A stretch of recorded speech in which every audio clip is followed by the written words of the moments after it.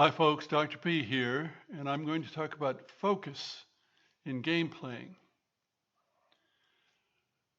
Now, there's scientific proof that multitasking means you do a worse job at each task. The exception being perhaps if you're doing two tasks like, say, listening to music and working on a computer. But in my experience, when I used to commute a fairly long drive, mostly outside of towns, I would listen to lectures while I drove. But when I got to a town, or if the weather got bad, then I'd find I wasn't hearing the lecture anymore because I was concentrating on the driving. So you can do two in some circumstances, not in others. If you do more than two, then the proof is there. You do a worse job with each one. And the people who say they're the best multitaskers are usually the worst multitaskers. They do the least efficient job. And yet people try to multitask nowadays when they play games, tabletop games certainly, and even sometimes video games.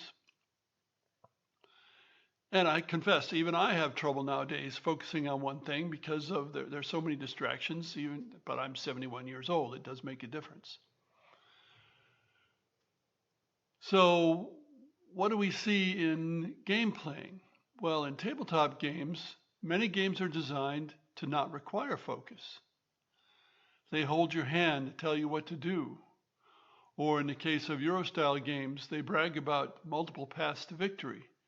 I was always puzzled about that, but what multiple paths to victory amount to is there are several solutions to a puzzle, and the solutions are generally equivalent, so you can play one rather than another. But those solutions become obvious fairly quickly in most cases, and so you don't have to think a whole lot. You don't have to focus a whole lot. You follow your path to victory. There are simple decisions in modern hobby games. People don't have to think during downtime in modern hobby games, so they can do other things like socialize or use their smartphones. Is there much a designer can do about this?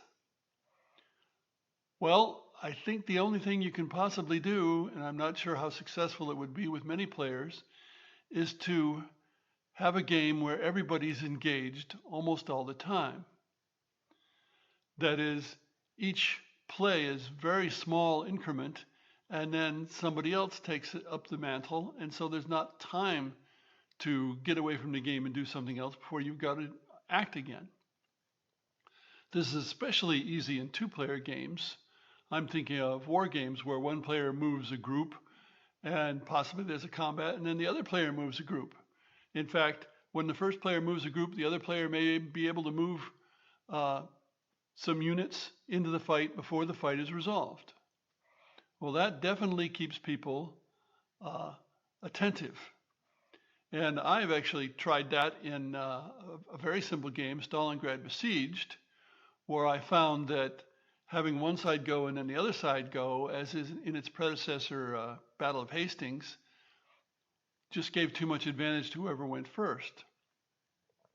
So I changed it so that the player who had just moved could fire one unit, and then the other player fired a unit, and then the first player fired a unit, and back and forth like that. People have to think about where they need to be firing, and they have to pay attention because it only takes one die roll of one die to resolve a combat. You don't have to look at tables or anything, and so the next guy is up, or next girl is up almost immediately. And it's only when all those combats have ended that the other player then takes their turn and then the same combat situation. So you can do that, although I think in a long game that would be a problem. Stalingrad Besieged is a short game. And you're going to have more difficulty doing this in a multiplayer game that is more than two, but I think it can be done. And of course, a typical single-player video game constantly engages players, especially when it's a real-time game. There's no time to do other things, although you can always pause the game and then do other things. In some ways, that's perhaps the ideal. But single-player video games are much more like puzzles than like actual opposed games. So you're still losing out in some way if you want to have people playing opposed games rather than puzzles. Thanks for listening.